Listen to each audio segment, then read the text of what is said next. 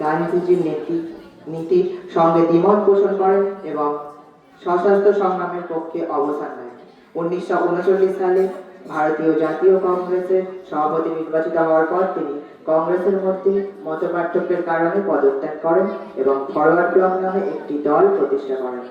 এর মাধ্যমে তিনি ব্রিটিশদের বিরুদ্ধে জনমত গঠন করেন এবং স্বাধীনতা আন্দোলনকে আরও শক্তিশালী করে চেষ্টা করেন।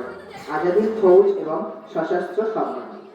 নেতাজি সশস্ত্র সংগ্রামের মাধ্যমে স্বাধীনতা অর্জনের পক্ষে ছিলেন। তিনি বিশ্বাস করতেন যে ব্রিটিশদের সঙ্গে যুদ্ধ না করে তাদের শাসন শেষ করা সম্ভব নয়। এই আদর্শ থেকেই তিনি আজাদী ফৌজ, ইন্ডিয়ান ন্যাশনাল আর্মি বা INA গঠন করেন।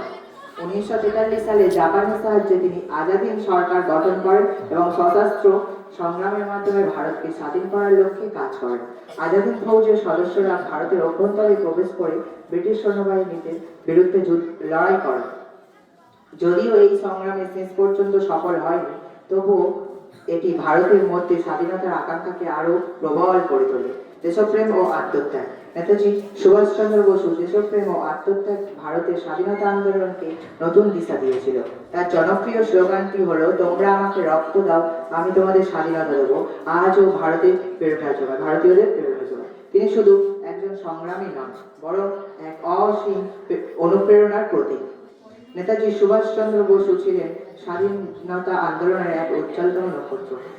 তার সাহসী নেতৃত্ব, আদম্য দেশপ্রেম, আত্মত্যাগের জন্য চিরকাল ভারতীয় জনগণের মধ্যে হৃদয়ে বেঁচে থাকবেন। তার জীবন থেকে আমরা শিখি স্বাধীনতার জন্য সাহস ও ত্যাগের প্রয়োজন এবং জাতির জন্য নিষ্ঠা ও মানুষকে অমর করে তোলে। জয় হিন্দ, বন্দে মাতরম।